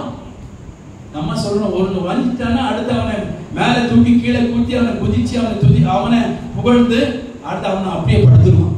தன் காலத்தில் தன் கனியை தந்து, படிக்க வேண்டிய காலத்துல படிப்புக்குரிய கனியை தர வேண்டும், சம்பாதிக்க வேண்டிய நேரத்தில் சம்பாதிக்கக்கூடிய கனியை கொடுக்க. சம்பாதிக்கும் போது எப்படி வீட்டில் இருக்க முடியும்? சம்பாதிக்கிற வயசு வரும்போது சம்பாதிக்க வேண்டும். கர்த்தருக்கு ஸ்தோத்திரம். ஏதோ ஒரு வேலை உன் கைக்கு நேடுகிறது, ஏதோ அதை செய், முழுபலத்தோடு செய், தேவன் கிரியை செய்வார் என்று பிரசங்கில வாசிக்கிறோம். தன் காலத்துல கனியை தரணும். சின்ன சின்ன பிள்ளைங்க அந்த காலத்துல அதை தவழ்ந்துட்டு தான் இருக்கும். கர்த்தருக்கு ஸ்தோத்திரம். அந்த நிலையில அது அப்படிதான் இருக்கும். நடக்க வேண்டிய நேரத்தில் அது கனி, நடக்க வேண்டியது அவன் நடந்துதான் ஆகணும், தவக்க வேண்டியதை தவக்கணும், நடக்க வேண்டியதை நடக்கணும், ஸ்கூலுக்கு போக வேண்டியது ஸ்கூலுக்கு போகணும், அடுத்து வேலைக்கு போக வேண்டியது வேலைக்கு போகணும், கல்யாணம் வரும்போது கல்யாணத்துக்குள்ள போகணும், பிள்ளை குட்டிகளை பெறணும், அதற்கு அவைகள் வளர்ப்பதற்கு அதற்குரிய தன் காலத்தில் தன் கனியை தந்து கொண்டே இருப்பவன் தான் மனிதன். அல்லேலூயா. நம்ம நம் காலத்தில் கனியை தந்து கொண்டிருக்கிறோமா? முதிர் வயதிலும் கூட கனி கொடுக்கணும்னு சொல்லி இருக்கிறது. முதிர் வயதிலும் என்று சொல்லி இருக்கிறது. முதிர் வயதிலும் எனக்கு வயசாயிடுச்சு பேப்பர் படிச்சு உட்கார்ந்து இருக்கா, ஆண்டவர் நம்ம வயசு நீட்டை கொடுத்துருக்கிறாரு, செய்தி கேட்டு டெய்லி ஃபிளாஷ் நியூஸ் பார்த்துட்டு இருக்கு, பிரேக்கிங் நியூஸ் பார்த்துக்கிட்டே இருக்கு, அப்படியே ஆண்டவர் உட்கார வச்சுக்க, நான் தாத்தா ஆகிட்டேன், கர்த்தருக்கு ஸ்தோத்திரம், இனி ஒன்றும் வேலை இல்லை, அப்படி இருக்க முதிர் வயதிலே அவன் கனி கொடுப்பான். முதிர் வயது வருதா, ஒரு மணி நேரத்துக்கு என்கிட்ட வாங்குங்க, ஒரு 10 பிரேயர் நீங்க கர்த்தருக்கு ஸ்தோத்திரம் விண்ணப்பம் பண்ணுங்க, காலையில சாயங்காலம் ஜெபம் பண்ணுங்க, 10 பிள்ளைகளுக்கு சண்டே கிளாஸ் எடுங்க, உங்க அனுபவத்தை சொல்லுங்க, டீச் பண்ணுங்க, வேதத்தை இதுவரைக்கும் கற்றுக்கொள்ளுங்க, உட்கார்ந்து முதிர் வயதுல நல்ல வேதத்தை நல்லா கற்றுக்கொள்ளுங்க, இன்னும் வேதத்தை நல்லா அறியுங்க. சும்மா இருக்க கூடாது. கர்த்தருக்கு ஸ்தோத்திரம். சும்மா இருக்க கூடாது. கர்த்தருக்கு ஸ்தோத்திரம். நீங்க முதிர் வயது ஆகும் போதுதான் உங்களுடைய அனுபவங்கள் அபாரமா இருக்கிறது. அது உங்கள் பேர பிள்ளைகளுக்கு சொல்லிக் கொடுங்க, அதுக்கு கற்றுக் கொடுங்க, அதுக்கு நடக்க பழக்குங்க. முதிர் வயதிலே நீங்க கனி கொடுக்கணும், சாகர வரைக்கும் கனி கொடுக்கணும். அதை தான் தேவன் எதிர்பார்க்கிறாரு. ஆமென். அம்மா தானே இருக்கிறா, அவ சொல்லிக் கொடுக்கணும் விட்டார தீமோத்தேயுவை. பாட்டியும் என்ன செஞ்சாளா, தனக்குரிய விசுவாசத்தை தீமோத்தேயுக்கு ஊட்டினான்னு சொல்லிருக்கு. பாட்டிமாரெல்லாம் பிள்ளைகளை பார்த்து உட்கார்ந்து இருக்குல்ல, நீங்க பாட்டி என்ற நிலவரத்தில் வரும்போதும் உங்கள் பிள்ளைகளுக்கு நீங்கள் உங்கள் விசுவாசத்தை ஊட்டுங்க. தாயாகிய லோவிசாலும் ஐனிக்கையாலும் அவர் உங்களுக்கு கற்றுக் கொடுத்தாங்களே, அதனால தான் பவுல் தீமோத்தேயுவை கூட்டிட்டு போனாரு. ஈஸியா வசனத்தை சொல்லி கொடுத்தாங்க. உட்கார்ந்து இருக்கும் போது, எழுந்திருக்கும் போது, படுத்திருக்கும் போதும் இவைகளை குறித்து பேசி, இவைகளை குறித்து நீ சொல்வாயாக, அப்பொழுது அவன் தன் ஞானத்திலே நடப்பான்னு சொல்லி இருக்கிறது. கர்த்தருக்கு ஸ்தோத்திரம். எத்தனை பேர் உங்க பிள்ளைகளை டெய்லி ஒரு வசனத்தை சொல்லி கொடுக்க வைக்கிறீங்க? எத்தனை பேர் அந்த வசனத்தை மனப்பாடம் பண்ண வைக்கிறீங்க? கட்டுக்கட்டா ஒரு நோட் எல்லாம் வாங்கி கொடுக்குறீங்க, அது கத்தையா படிச்சுட்டு வந்து ஒப்புவிக்குது. மார்க் வாங்கினியா, இதுல நீ மார்க் வாங்கினியா, இன்னைக்கு பாஸ்டர் என்ன பிரசங்கம் பண்ணாரு எழுதி வச்சிருக்கிறியா, இன்னைக்கு பிரசங்கத்தின் தலைப்பு சொல்லு பார்க்கலாம், பிரசங்கம் என்ன பண்ணாரு, எல்லாம் ஸ்கூல் இருக்கிறதெல்லாம் நல்லா விளங்கும். ஆனா பிரசங்கம் தான் விளங்குறது இல்லை. ஏன்னா இது ஆவியானவருடைய செயல்பாடுகள். இது ஆவியானவர் இருந்தா தான் விளங்கும். அது உலகத்துல எல்லாருக்கும் எல்லாம் விளங்கும். பாத்தீங்களா, உலகத்துக்கு எல்லாம் விளங்கும். இது விளங்கணும்னா நீங்க அவங்களை விளங்க பண்ண வைக்கணும். கர்த்தருக்கு ஸ்தோத்திரம். உங்க கையில தான் இருக்கு. நீங்க ஒரு ஐடிய கையாளா மாறணும். சண்டே ஸ்கூல் இல்லையே உட்கார்ந்து இருக்க கூடாது. அவன் தீமோத்தேயு எந்த சண்டே ஸ்கூலுக்கு போனார்? வாலிபர் கூட்டம் இல்லையேன்னு சொல்லிட்டு இருக்க கூடாது. யோசுவா என்கிற வாலிபன் எந்த வாலிபர் கூட்டத்துக்கு போனாரு? யோசுவா என்கிற வாலிபன் சொல்லிருக்கு. யோசுவா என்கிற வாலிபன் ஆசரிப்பு கூடாரத்தை விட்டு நீங்காதிருந்தான். அவனுக்கு யார் சொல்லி கொடுத்தது? தன்னிச்சையாக அவனுக்குள்ளே ஆவியானவர் போட்ட விதை அது. ஆமென். ஹalleluya. கர்த்தருக்கு ஸ்தோத்திரம். சண்டே ஸ்கூல் தீமோத்தேயு உருவாக்கினது எந்த சண்டே ஸ்கூல்ல உருவானா? அவன் உருவானதெல்லாம் தான் வீட்ல உருவானா. அவன் தாயும் அவனுடைய பாட்டியும் அவனை நன்றாக உருவாக்கினார்கள். பவுல் வந்தவுடன் நீதாம்மா இந்த பிள்ளைதான் எனக்கு ஏற்ற பிள்ளை, என் குமாரனாகிய தீமோத்தேயுவே, விசுவாசத்தில் உத்தம குமாரனாகிய தீமோத்தேயுவே, என்னை போன்ற மனதுடையவன் வேற யாரை யாங்கிட்ட இல்ல, என்னை போன்ற மனதுடையவன் என்று சொல்லி புகழ்ந்தாரே. அப்படி உருவாக்கி தந்தான். மரியா அம்மா செஞ்ச காரியம் எல்லாம் என்னது? 33.5 வருஷம் ஆண்டவர் ஊழியம் செஞ்சாரு. 30 வருஷம் யோசேப்பும் மரியாளும் இயேசு கிறிஸ்துவை வளர்த்தெடுத்தவங்க. கர்த்தருக்கு ஸ்தோத்திரம். அவர் அப்படியே போய் தன் பெற்றோர்களுக்கு கீழ்ப்படிந்திருந்தார். கர்த்தருக்கு ஸ்தோத்திரம். மரியாள் பெரிய ஊழியம் செய்யல, அந்த ஊழியம் வீட்டை துவங்குச்சு. உங்க ஊழியம் பெரிய ஊழியமா இருக்கணும்னு அவசியம் இல்ல, உங்க வீட்டை முதலாவது ஊழியத்தை துவங்குங்க. ஆமென். கையெழுத்து அல்லேலூயா சொல்லுங்க. ஆமென். அல்லேலூயா. வறண்ட நிலங்களிலே தேவன் ஆறுகளை ஊற்றுகிறார். கர்த்தருக்கு ஸ்தோத்திரம். எதுக்கு சொல்றேன்? வறண்டதின் பேர் ஆறுகளை ஊற்றுறாரு. எதற்காக சொல்லுங்க? எதற்காக? நாட்டை நடுவதற்காக, விதையை ஊடுவதற்காக. வறண்டதின் மேல ஆறுகளை தேவன் என்ன செய்யறாரு? இது பஞ்சகாலம், இது பஞ்சகாலம். இது குடும்பக்காரர் சொல்றல்ல, என்ன சொல்றாங்க? இது பஞ்சகாலம், பஞ்சகாலம், பஞ்சகாலம். இது ஒண்ணு நடக்காது, ஒண்ணு நடக்காது, ஒண்ணு நடக்காது, ஒண்ணு நடக்காது. நம்ம அவன் கேட்டு நேற்று வந்தாங்க நைட் 2 மணிக்கு. அப்பதான் எனக்கு நான் முடிச்சேன். கேட்டுக்கிட்டே இருந்த திறனத்துல நீ ஒண்ணு விளங்க மாட்டேன், விளங்க மாட்டேன், விளங்க மாட்டேன், ஒண்ணு விளங்காது, விளங்காது, பஞ்சகாலம், பஞ்சகாலம், நீ ஒண்ணு அறுக்க மாட்டேன் சொல்லி போயிட்டான். அதுதான் இருக்கும். ராக் காலத்தில் சொப்பனத்தில் உண்டான எல்லா தீட்டுகளையும் மைண்ட்ல விட்டு நீங்கட்டும். தொகை திரைச்சல் உண்டான சொப்பனங்கள் எல்லாம் மாறட்டும். இயேசுவின் நாமத்தில் அதெல்லாம் நீங்கி போகட்டும். என் மைண்ட் ஃப்ரெஷ் மைண்டா மாறட்டும், ஃப்ரெஷ் பார்வையாக மாறட்டும். கர்த்தருக்கு ஸ்தோத்திரம். இது பஞ்சகாலங்க, இது பஞ்சகாலங்க. பஞ்சகாலத்திலே ஈசாக்கு விதை விதைச்சான். நான் நினைக்கிறேன் கர்த்தருக்கு ஸ்தோத்திரம், அவன் விசுவாசத்தை பார்த்துட்டு ஆண்டவர் அந்த மலையை பனியா ஆண்டவர் அவருக்கு நிலத்தின் மேல என்ன செஞ்சிருப்பாரு? எவ்வளவு கூப்பிடுது, நீ ஏதாவது கூப்பிடுறியா? கர்த்தருக்கு ஸ்தோத்திரம். ஆமென். அல்லேலூயா. ஆமென். இவங்களுக்கு எல்லாம் 2 காதுப்பா, நமக்கெல்லாம் 4 காது. ஆமென். அந்த ஆண்டவர் சொல்றாரு, கேட்கிற காது உள்ளவர்கள் நீங்கள் பாக்கியவான்கள், காண்கிற கண்ணுரியவர் நீங்கள் பாக்கியவான்கள். தெரிஞ்சதான வசனம் தெரிஞ்சதானே? கூட்டத்தோட கூட்டமா சொல்லிப்பார். 1 2 2 4 நிறுத்தி கேட்டானா தெரியாது அந்த மாதிரி. அப்ப அதனால நமக்கெல்லாம் ஆண்டவர் 4 காது கொடுத்திருக்காரு. அங்க என்ன நடக்குது, இங்க என்ன நடக்குது, இங்க என்ன நடக்குது, மூளை முடுக்குல என்னென்ன நடக்குது, என்ன பண்றாங்க, யார் தூங்குறாங்க, யார் வெளிப்பா இருக்கிறாங்க, யார் பிரசனம் பண்ணும்போது சொப்பனம் காண்றாங்க, தரிசனம் காண்றாங்க, எல்லாத்தையும் பார்க்கணும்ப்பா. நமக்கு எத்தனை காது கொடுத்திருக்காரு? கர்த்தருக்கு எத்தனை கண்ணா இருக்கா? 7 கண்ணு. அப்படி 7 கண்ணு இல்ல, பூரணம் குறிக்கிறது. 7 என்பது பூரணத்தை குறிக்கிறது. நமக்கு 7 கண்ணு அப்படி இருக்கு. கர்த்தருக்கு ஸ்தோத்திரம். இத பார்க்கணும், அதை பார்க்கணும், இதை பார்க்கணும். பத்தியா அங்க இருந்து இது கேட்க சொன்னல, அது நீ பார்க்கணும். கர்த்தருக்கு ஸ்தோத்திரம். அந்த ஞானத்தின் ஆவி. ஆமென். இவங்க என்ன பண்ணுவாங்க? ராஜாக்களாக ஆசாரியர்களாக அப்படி என்ன மைண்ட் பாங்க? வசனத்தை சொல்ல வைக்கலையே பாஸ்டர், இன்னைக்கு காணிக்கை எடுக்க வைக்கலையே பாஸ்டர், அப்படிதான் நினைச்சிட்டு இருப்பாங்க. ஆனா நான் என்ன பண்ணுவேன்? இந்த வசனத்தை இன்னைக்கு சீக்கிரமா முடிச்சு இந்த கொண்டு வந்ததெல்லாம் சொல்லி அனுப்பணுமே நான் அர்ஜென்டா இருக்கேன். வாங்க வெளியே வா. கர்த்தருக்கு ஸ்தோத்திரம். உத்தம குமாரனாகிய தீமோத்தேயுவே. ஆமென். கையை விட்டு அல்லேலூயா சொல்லுங்க. ஆமென். அல்லேலூயா. கர்த்தருக்கு ஸ்தோத்திரம். எறும்பு ஒரு இடத்துல இருக்காது பாருங்க, அது அப்படியே ஓடிட்டே இருக்கும். கர்த்தருக்கு ஸ்தோத்திரம். அதை பார்க்கும்போது எனக்கு ரொம்ப சந்தோஷமா இருக்கும்.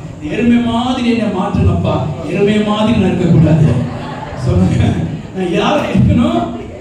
எங்கெல்லாம் கொஞ்சம் சுவை இருக்கு அங்கெல்லாம் என்ன செஞ்சிடணும்? அல்லேலூயா. கர்த்தருக்கு ஸ்தோத்திரம். கார் இருக்கிறதுக்கு எறும்பு போகுமா? ஆமா. கர்த்தருக்கு ஸ்தோத்திரம். எருமையா மாத்திராதீங்க, என்ன எறும்பா மாத்து. அல்லேலூயா. ஆமென். அப்போ பஞ்சகாலம் வந்துருச்சு. எதுக்காக ஆண்டவர் நீர் ஊற்ற விட்டுறாரு? விதை நடுவதற்கு. கர்த்தருக்கு ஸ்தோத்திரம். பஞ்சகாலம் வந்துருச்சு, சும்மா உட்கார்ல ஈசாக்கு. பஞ்சகாலத்தில் ஈசாக்கு விதை விதைத்தான். கர்த்தர் அவனை ஆசீர்வதித்ததினால் 100 மடங்கு பலனை தேவன் செய்தார். சூரிய காந்தியின் மூலமாக கூட விளைய செய்திருப்பாரு. இரவில பெய்கிற பனியினால கூட ஆண்டவர் விளைய செய்திருப்பாரு. ஏன்னா ஆண்டவர் உருவாக்கின 1 அதிகாரத்துல வாசிக்கிறோமே, ஆதி 1 அதிகாரத்துல அதெல்லாம் விளைஞ்சா எப்படி நீ வீட்டுல போய் வாசிப்பாரு? பனியினால அதெல்லாம் என்ன செஞ்சான்? அதுக்கு மழையே வரல. மழை வரதுக்கு முன்னாடி தேவன் பனி தூறல்ல தான் அந்த மரம் செடி கொடி விதைகள் எல்லாம் உருவாச்சா. அவை எல்லாம் வளர்ந்ததான், கனி கொடுத்ததா, பயிராய் போச்சான். அதுக்கு முன்னாடி மாம்சம் எல்லாம் புசிப்பதற்கு இல்ல, பயிர் வகைகளை தான் புசிச்சாங்க. எதுல வந்துச்சு? மழை எப்ப வந்துச்சு? நோவாவின் காலத்துக்கு முன்னாடி தான் வந்துச்சு. அதுக்கு வரைக்கும் பனியிலேயே தேவன் வளர செய்கிறவர், பனியிலே தேவன் காய்க்க வைக்கிறவர், பனியிலே தேவன் கனி கொடுக்க வைக்கிறவர். ஆமென், ஹல்லேலூயா. இன்னும் நான் சொல்றேன், இவன் விசுவாசத்தை பார்த்த உடனே, ஏன்னா இவன் போராடலாம், ஈசாக்கு என்ன பண்ணா? குதிரையை ஓட்டுனா, என்ன பண்ணா? துறவை வெட்டினா, போராடலாம், துறவை வெட்டினா, தண்ணீர் வந்துச்சு. அதனால எல்லா துறவிலையும் தண்ணீர் இல்லாம இருந்திருக்கும். ஆனா ஈசாக்கு துறவை மட்டும் தண்ணீர் ஊறி வந்துகிட்டே இருந்திருக்கும். கையை விட்டு அல்லேலூயா சொல்லுங்க. தேவன் இல்லாத வேளை இருக்கிறவர்களே போல தண்ணி இல்லையா, தண்ணீர் வரும் சொல்லுங்க. கர்த்தருக்கு சொல்லுங்க. ஆமென், ஹல்லேலூயா. இல்லாத வேளை இருக்கிறவர்களே போல, வானம் இல்லாம இருந்துச்சு, வானம் உண்டாக கடவுதுன்னு சொன்னாரு. சமுத்திரம் இல்லாம இருந்துச்சு, சமுத்திரம் உண்டாக கடவுது என்று சொன்னாரு. ஆதியாகமத்திலே அவன் வெறுமையும் நிலை எப்படி இருந்துச்சா? வெறுமையும் ஒழுங்கின்மையுமா இருந்துச்சு. ஐயோ, ஒழுங்கின்மையா இருக்க, வெறுமையா இருக்கேன்னு சொல்லி ஒழுங்கின்மையை பத்தியும் வெறுமையை குறித்து ஆண்டவர் பேசிக் கொண்டது இல்ல. அதுக்கு மாறாக என்ன பண்ணாரு? வெளிச்சம் உண்டாக கடவுது, இருள் நீங்க கடவுது. இருக்கிறதே பேசல, இல்லாததை கர்த்தர் பேசினார். தேவனுக்கு அல்லேலூயா சொல்லுங்க. விளங்குறவங்களோ அல்லேலூயா சொல்லுங்க. அல்லேலூயா சொல்லுங்க. இருக்கிறதே அவர் பேசிட்டு இல்லாததை ஒன்று கொண்டு வந்தாரு. அது தன் வார்த்தையினாலே கொண்டு வந்தாரு. ஒழுங்கின்மையும் வெறுமையுமா இருந்தது. ஆவியானவர் ஒரு ஜலத்தின் மேல் அசைவாடி கொண்டிருந்தார். தேவன் சொன்னார், அது உண்டானது. நீங்கள் சொன்னால், நீங்கள் இந்த மரத்தை பார்த்து, இந்த மலையை பார்த்து பெயர்ந்து அப்புறம் தள்ளுண்டு போ என்று சொன்னால், நீங்கள் இருதயத்தில் விசுவாசித்தபடி உங்களுக்கு ஆக கடவுது. விசுவாசிக்கிறவளே பாக்கியவதி, கர்த்தரால் சொல்லப்பட்டவைகள் நிறைவேறும். அவர் வாக்கினால் சொன்னதை கரத்தினாலே நிறைவேற்றுவார். ஆமென், ஹல்லேலூயா. ஈசாக்கு அந்த தேசத்தில் விதை விதைத்தான். தேவன் அவனை ஆசீர்வதித்ததினால் 1 மடங்கல்ல, 2 மடங்கல்ல, 100 மடங்கா பஞ்ச காலத்திலையும் ஆண்டவர் போஷிக்கிறவர், பஞ்ச காலத்திலையும் தேவைகளை சந்திக்கிறவர். யாருக்கு வேலை இருக்கோ இல்லையோ, உங்களுக்கு தேவன் வேலை கொடுப்பார். பஞ்ச காலத்துல வேலையை கொடுப்பாரு. யாருக்கு பணம் இருக்கோ இல்லையோ, பஞ்ச காலத்திலே தேவன் உங்களுடைய பண பீரோவை தேவன் நிரப்புவார். பஞ்ச காலத்தில் நீங்கள் உழைப்பீர்கள். பஞ்ச காலத்தில் ஒரு பாத்திரம் நிரம்பும். பஞ்ச காலத்தில் உடுத்துவிப்பார். பஞ்ச காலத்தில் போஷிப்பார். அப்படிப்பட்ட தேவன் அவர்.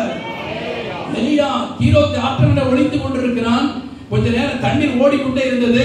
தண்ணீரும் வற்றி போயிட்டு தேவன் அப்படியே விடவில்லை. சாரிபாத்துக்கு உதவி வீட்டுக்கு தேவன் அனுப்பினாரு. ஒரு இடத்திலிருந்து இன்னொரு இடத்துக்கு தேவன் கொண்டு போனாரு. கர்த்தருக்கு ஸ்தோத்திரம் உண்டாவதாக. ஏன்னா தேவன் உங்களை மாற்றத்திற்குள்ள கொண்டு வருவாரு. ஆண்டவர் மாற்றத்திற்குள்ள உங்களை கொண்டு போக வைப்பாரு. சொல்லுங்க, வறட்சியை பார்க்க வைக்கிற தேவன் அல்ல, வளத்தை பார்க்க வைக்கிறவர், திரட்சியை பார்க்க வைக்கிறவர். நல்ல சத்தம் அல்லேலூயா சொல்லுங்க. ஆமென், ஹல்லேலூயா. ஆமென். கர்த்தருக்கு ஸ்தோத்திரம் உண்டாவதாக. தேவனுடைய பிள்ளையே, உங்கள் மனதை, உங்கள் சிந்தையை, உங்கள் எண்ணத்தை நல்ல நிலமாக மாற்றுங்கள். ஆமென். நல்ல நிலத்தில் தானே 1:30, 1:60, 1:100மாக எந்த இடத்துல பலன் கொடுத்தது? அப்ப நம்ம இருதய முள்ளுக்காடா இருந்த பலன் வராது. கடினமான பாறையா இருந்த பலன் வராது. வழிமூலத்தில் இருக்கிற ஒரு இதயமா இருந்தா ஒரு பலன் வராது. ஆனா நம்முடைய இதயம் நல்ல நிலமாக மாறிட்டோம்னா, எப்படி நல்ல நிலமாக மாறும்? உங்கள் மனதை, உங்கள் எண்ணத்தை, உங்கள் சிந்தையை நல்ல நிலமாக மாற்றி வசனத்தை விதையுங்கள். உங்கள் எண்ணத்திற்கு மற்றவருடைய எண்ணத்திற்கு, உங்கள் இதயத்திற்கு மற்றவருடைய இதயத்திற்கு, உங்கள் மனதிற்கு மற்றவருடைய மனதிற்கு வசனம் என்கிற விதையை நடுங்கள். வசனம் என்கிற விதையை தூவுங்கள். அது வார்த்தை, நல்வார்த்தை. கர்த்தருக்கு ஸ்தோத்திரம். மற்றவருடைய இருதயத்திலே போடுங்கள், நடுங்கள். கர்த்தருக்கு ஸ்தோத்திரம்.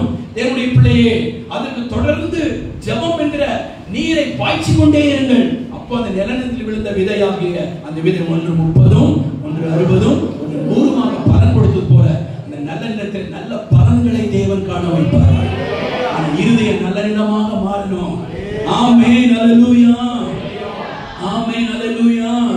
உங்களுக்குள்ளும் மற்றவர்களுக்குள்ளும் நல்ல எண்ணங்களை, நல்ல யோசனைகளை, நல்ல ஆலோசனைகளை, நற்காரியங்களை, நல் வார்த்தைகளை, கர்த்தருக்கு ஸ்தோத்திரம், அவர்களுக்கு நீங்க நடுக்கொண்டே இருங்க, விதைத்துக் கொண்டே இருங்க. கர்த்தருக்கு ஸ்தோத்திரம். நல்ல கர்த்தர் ஜெபம் என்ற அந்த நீரை பாய்ச்சிக் கொண்டே இருங்கள். தேவன் அவர்களையும் உங்களையும் வளர்ந்தோங்க செய்வார். ஏன்னா நீங்க என்ன விதைக்கிறீங்களோ அதுதான் வளரும். கர்த்தருக்கு ஸ்தோத்திரம். களைகளுக்கு நீங்க களையை கொத்தி அந்த களைகளுக்கு தண்ணீர் பாய்ச்ச வேண்டியதில்லை. கர்த்தருக்கு ஸ்தோத்திரம். நற்குல திராட்சை செடியாக மாறணும்னு தேவன் எதிர்பார்க்கிறாரு. தேவனுடைய பிள்ளையை நாம் எதை விதைக்கிறோமோ, எதை நடுறோமோ அதையே ஆண்டவர் விளைய பண்ணுவாரு. ஆமென். நல்லதையே நான் சொல்லவும் நல்லதையே நான் செய்யவும் என்ன செய்த பாட்டு இருக்கிற, நல்லதையே நான் சொல்லவும் செய்யவும் உள்ளத்தை இன்று உறுதிப்படுத்துமையா. ஆமென். அல்லேலூயா. எண்ணங்களை விதைங்க, நல்ல நாட்டை நடங்க. கர்த்தருக்கு ஸ்தோத்திரம். பட்டு போன, பூச்சி பிடித்த, ஒன்றுக்கு உதவாத, உயிர் இல்லாத, உப்பில்லாத, சப்பில்லாத அந்த விதையை கொண்டு வீச்சனா அது வராது. அது தண்ணீர் பாய்ச்சினால் வராது. நடுகிறதே நடுகிறோம், சூப்பர் நாட்டை நடுங்க. தூவுறதே தூவுறதோ நல்ல விதையை தூவுங்க. அது 130, 160, 100 என்ன செய்யும்? பலன் கொடுக்கும். ஆமென். கையை விட்டு அல்லேலூயா சொல்லுங்க பார்க்கலாம். நான் சொன்னேன், முதலாவது நடுங்கள், இரண்டாவது நடப்படுங்க. நீங்க நட்டீங்க, இப்போ நீங்க நடப்படுங்க. நட்டே நீங்க நடுங்க, இரண்டாவது நடப்படுங்க. 92ஆம் சங்கீதம் 13ஆம் வசனம். 92:13. 92ஆம் சங்கீதம் 13ஆவது வசனம். கர்த்தருடைய ஆலயத்திலே நாட்டப்பட்டவர்கள் எங்கள் தேவனுடைய ஆலயத்தின் பிரகாரங்களிலே. முதலாவது நடு, இரண்டாவது நடப்படு. சொல்லுங்க, நடு, நடப்படு, நீர் பாய்ச்சி. 3 காரியம். ஒன்னு நடு, நடப்படு, நீர் பாய்ச்சி. சொல்லுங்க, நடு, நடப்படு, நீர் பாய்ச்சி. நடு, நடப்படு, நீர் பாய்ச்சி. நம்ம நட்டுட்டோம், இப்ப நடப்படணும். கர்த்தருக்கு ஸ்தோத்திரம். எந்த இடத்துல நம்ம நடப்பட்டோம் அங்கதான் தேவன் நம்மளை ஆசீர்வதிக்க விரும்புறாரு. நம்ம எல்லா இடத்திலையும் கொண்டு போய் நம்ம நட்ட மாட்டோம். கர்த்தருடைய ஆலயத்திலே நாட்டப்பட்டவர்கள் அவருடைய ஆலய பிரகாரங்களிலே என்ன செய்வாங்கன்னா, கர்த்தருடைய ஆலயத்திலே, கர்த்தருடைய சமூகத்திலே, கர்த்தருடைய பிரசன்னத்திலே நாம் நடப்பட்ட மரமாக நாம் இருக்கணும். அப்படின்னா என்னது? ஆராதனையா அங்கே நீங்க நடப்பட்டிருக்க வேண்டும், வெளியே இருக்க கூடாது. ஒரு ஜூம் மீட்டிங்கா அங்கே நீங்க ஆஜரா இருக்க வேண்டும், நடப்பட்டிருக்க வேண்டும். ஜூம் மீட்டிங்ல வெளியே இருக்க கூடாது. ஒரு உபவாச ஜெபமா அங்கே நீங்க நடப்பட்டிருக்க வேண்டும், வெளியே இருக்க கூடாது. கையுறுத்தலையே சொல்லுங்க. ஒரு விசேஷித்த கூட்டமா அங்கே நீங்க ஆலய பிரகாரங்களிலே, சுற்றுப்புறங்களிலே, ஆலய பிரகாரங்களிலே என்று சொல்லி இருக்கிறது. அங்க நீங்க நடப்பட்டால்தான் ஆண்டவர் என்ன செய்வாரா? வெளியே பண்ணுவாரு. நடு, நடப்படு. கர்த்தருடைய ஆலயத்தில் நடப்பட்டவர்கள் அவர் தேவனுடைய ஆலய பிரகாரங்களிலே செழித்திருப்பார்கள், விளைந்திருப்பார்கள், விளைச்சலாயிருப்பார்கள். கர்த்தருக்கு ஸ்தோத்திரம் உண்டாவதாக. நடப்பட்டிருந்தால்தான் நாம் செழித்திருக்க முடியும். 92ஆம் சங்கீதம் 13ஆம் வசனத்தை வாசிங்க. கர்த்தருடைய ஆலயத்தில் நாட்டப்பட்டவர்கள் எங்கள் தேவனுடைய ஆலயத்தின் பிரகாரங்கள், வெளியிடங்கள் எல்லாம், பிரகார வெளியிடங்கள் எல்லாம், ஆலயத்தை சுற்றிலும் தான் நமக்கு செழிப்பு இருக்கிறது. ஆலயத்தை சுற்றிலும் இருக்கிற இடங்களில் தான் நமக்கு வளம் இருக்கிறது. கர்த்தருக்கு ஸ்தோத்திரம். ஆலயத்திலே நடப்பட்டு வெளியெல்லாம் நீங்க செழிப்பா மாறணும். இங்கே நடப்பட்டதான் வெளியே உங்களுக்கு செழிப்பு வரும். இங்கே ஊற்றப்பட்டதான் ஆலயத்தின் நிமித்தம் உங்களுக்கு நன்மை உண்டாக தேடுவேன். சங்கீதக்காரர் சொல்ற, ஆலயத்தின் நிமித்தம் தான் உங்களுக்கு நன்மை. ஆலயத்தை விட்டீங்கன்னா நன்மை இல்ல, ஜபத்தை விட்டீங்கன்னா நன்மை இல்ல, உபவாசத்தை விட்டீங்கன்னா நன்மை இல்ல. ஆலயத்தின் நிமித்தம் நன்மை உண்டாக தேடுவேன். ஆண்டவர் எப்படி செழிக்க பண்றாரா? 92ஆம் சங்கீதம் 12ஆம் வசனம். 92:12. நீதிமான் எப்படி செழிக்க பண்றாரா? நீதிமான் பனையை போல செழிக்க பண்றாரா? பனையை குறித்து உங்களுக்கு எல்லாருக்கும் நல்லா தெரியும். பனை மரத்துல அங்க இருக்கிற வேர் முதல் கொண்டு மேல வரைக்கும் எல்லாமே பிரயோஜனமானதா இருக்குது. பனை மரத்தை போல அவன் செழித்து, அடுத்து எப்படி வளருவானா? நீதிமான்கள கேதுருவை போல என்ன செய்வானா? வளருவான். அப்ப செழிப்பான். சொல்லுங்க, செழிப்பான், வளருவான். செழிப்பான், வளருவான். சொல்லுங்க, செழிப்பேன், வளருவேன். நான் வளர்ச்சிக்கு ஒரு மட்டுப்படுத்திட கூடாது. வளர்வேன், வளர்வேன், வளர்ந்து கொண்டே இருப்பேன். செழிப்பேன், செழிப்பேன், செழித்துக் கொண்டே இருப்பேன். ஆமென். வளருவான், செழிப்பான், வளருவான். செழிப்பான், வளருவான். எது வரைக்கும்? முதிர் வயது வரைக்கும். எது வரைக்கும்? எது வரைக்கும்? தள்ளாடுகிற வயது வரைக்கும் நான் வளருவேன். எலிசபெத்தும் சகரியாவும் கர்த்தரிட்ட சகல கற்பனையின்படி நியமங்களின்படி குற்றமற்றவர்களாய் நடந்து அவர் கிழவன் கிழவியா இருக்கிற வரைக்கும் வளர்ந்தார்கள். அது வரைக்கும் செழித்தார்கள். முதிர் வயது வரைக்கும். அந்த வசனத்தை வாசிங்க. அது கீழே வசனம். அவர்கள் முதிர் வயதிலேயும் முதிர் வயது நல்ல வசனத்தை வசனத்தை முதிர் வயதிலே சொல்லல, முதிர் வயதிலும் சொல்லுங்க. முதிர் வயதிலும் சொல்லுங்க. முதிர் வயதிலும் முதிர் வயதிலும் முதிர் வயதிலும் முதிர் வயதிலும் முதிர் வயதிலும் கனி தந்து முதிர் வயதில எப்படி இருக்கிறான்? பசுமையா இருக்கிறான். முதிர் வயதில எப்படி இருக்கிறான்? முதிர் வயதில எப்படி இருக்கிறான்? போய் பாஸ்டர் சொல்லு, எனக்கு முதிர் வயது ஆயிடுச்சு, என்னால வர முடியாது அப்படி நீ யாரும் சொல்லிட கூடாது. முதிர் வயதுல தான் முன்னாடி ஃபர்ஸ்ட்ல வந்து உட்காரணும். முதிர் வயதுல தான் ஃபர்ஸ்ட் வந்து உட்கார்ந்திருக்கணும். அது வீட்டுக்கு நிறைவேதுள்ளவருடைய நிறைவேது அவர் மகிமை சொல்லி இருக்கிறது. அது நாட்டுக்கு மகிமை, வீட்டுக்கு மகிமை, சபைக்கு மகிமை. அல்லேலூயா. சத்தம் அல்லேலூயா சொல்லுங்க. நாள முதிர் வயது ஆகிற வரைக்கும் கனி கொடுப்பேன்றவங்க அல்லேலூயா சொல்லுங்க. உங்களுக்கு என்ன, நீங்க நல்ல டை போடுவீங்க, நல்ல ஒயிட் அண்ட் ஒயிட்ல வருவீங்க, உங்களுக்கு வயசு பார்க்க தெரியாது. வயசு பார்க்க தெரியக்கூடாதுன்றதுதான் இளமை. நீ முதிர், நீ என்ன சொல்றாரு? உன் வயது திரும்ப யாரு தெரியாத மாதிரி இருக்கும்போது கொஞ்சம் அப்படி இப்படி பண்ணுங்க. கர்த்தருக்கு ஸ்தோத்திரம். நல்லா தெரியும் போது ஸ்டாண்டர்டிஸ் அட்டென்ஷனா நடங்க. கர்த்தருக்கு ஸ்தோத்திரம். அல்லேலூயா. சத்தமா அல்லேலூயா சொல்லுங்க. ஆமென். என்னையெல்லாம் எவ்வளவு வயசான சரிதான் கொண்டு வந்து உட்கார வச்சிருந்தப்பா. கடைசியில் ஒரு ஆசீர்வாதத்தை நான் சொல்லணும். அப்போ நான் என்ன செய்யணும்? கனி கொடுக்கணும். கர்த்தருக்கு ஸ்தோத்திரம். தள்ளாடுற வயசுலயும் தள்ளாதவர்.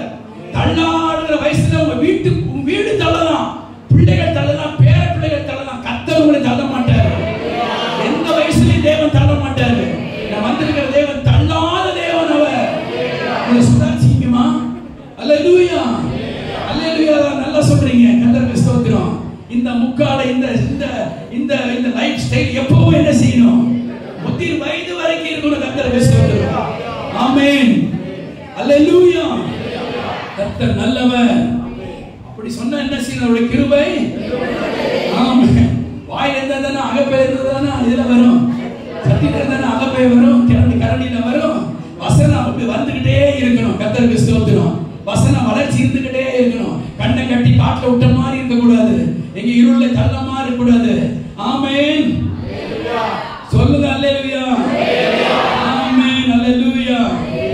அப்போ அப்படி முதிர் வயதிலும் சொல்லுங்க. முதிர் வயதிலும் முதிர் வயதிலும் முதிர் வயதுல கை கொஞ்சம் அப்படியே டான்ஸ் ஆடுற கை அப்படியே விளையாடதான் செய்யும். அதுலயும் நான் என்ன செய்வேன்? போவாசி முதிர் வயதுலயும் நீ உட்கார்ந்து என்ன செய்யணும்? ப்ராஜெக்ட் போடணும். கர்த்தருக்கு ஸ்தோத்திரம். அல்லேலூயா. முதிர் வயதுல கை ஆடினாலும் பரவாயில்லை, ஒரு கைகளை கட்டி வச்சாவது கர்த்தருடைய ஊழியத்தை செய்யணும். ஆமென். முதிர் வயதுல ஒரு வாய் குளறதான் செய்யும், நாக்கு குளறதான் செய்யும், வாய் தடுமாறதான் செய்யும், ரெண்டு முட்டி ஒண்ணு கூட மோததான் செய்யும். முதிர் வயதிலையும் கஷ்டப்பட்டாலும் முழங்கால் போட்டு ஒரு சேரை பிடிச்சுக்கிட்டு கர்த்தருக்காக ஜெபம் பண்ணணும். உங்க பிள்ளைகளை சொல்லுங்க, முதிர் வயதிலையும் ஒரு கனி கொடுக்கிறாரு. முதிர் வயதிலையும் கனி கொடுக்கிறாரு. தாத்தா பசுமையா இருக்கிறாரு. அல்லேலூயா. பிள்ளைகளை பார்க்கணும்னா முதிர் வயது வேணும்ல. யாருக்கெல்லாம் முதிர் வயது வேணும்? பிள்ளைகளை பார்க்கணும். சும்மா அப்ப சப்ப வயசுல போய் சேரக்கூடாது. ஆமென். முதிர் வயதுல தான் கல்லறை சேரணும். உங்க பிள்ளைகளை பாக்குறீங்க, பேர பிள்ளைகளை பாக்குறீங்க, அந்த பிள்ளைகள் பேர பிள்ளைகளுடைய பிள்ளைகளை நீங்க பார்க்கணும். முடியாதுன்றவங்க ஒரு அல்லேலூயா சொல்லுங்க. ரொம்ப ஜாக்கிரதையா இருக்கீங்க. இப்ப நீங்க பாருங்க, முதிர் வயதிலேயே நான் என்ன செய்வேன்? கனி கொடுப்பேன். ஆமென். இன்னைக்கு யாரெல்லாம் வந்தீங்களோ இவங்கெல்லாம் நீங்க அடுத்த வாரம் மாறாம வந்துருங்க. காரியம் இன்னும் இருக்கு. கர்த்தருக்கு ஸ்தோத்திரம். நீங்க இதை மிஸ் பண்ணிட்டு நீங்க வெளியே போயிட்டீங்கன்னா அடுத்த வாரத்துக்குரிய ஆசீர்வாதம் உங்களுக்கு இருக்காது. ஏன்னா மணி 10:15 ஆச்சு. 10:30 மணிக்கு நீங்க பஸ்ல போக வேண்டியதுனால இதோட நான் முடிக்க விரும்புறேன். கர்த்தருக்கு ஸ்தோத்திரம். கர்த்தருக்கு மகிமை உண்டாவதாக. நம்ம எல்லாரும் எழுப்பி நிற்போம். ஆமா, ஆணைக்கு எடுக்கலாம். கர்த்தருக்கு ஸ்தோத்திரம். ஆமென். அடுத்த வாரம் நீங்க எல்லாரும் தயவு செய்து வரணும். எல்லாரும் வந்து அடுத்த வாரம் மெசேஜை நீங்க கேட்கணும். எல்லாரும் சேனலை போய் எடுத்து போடுங்க.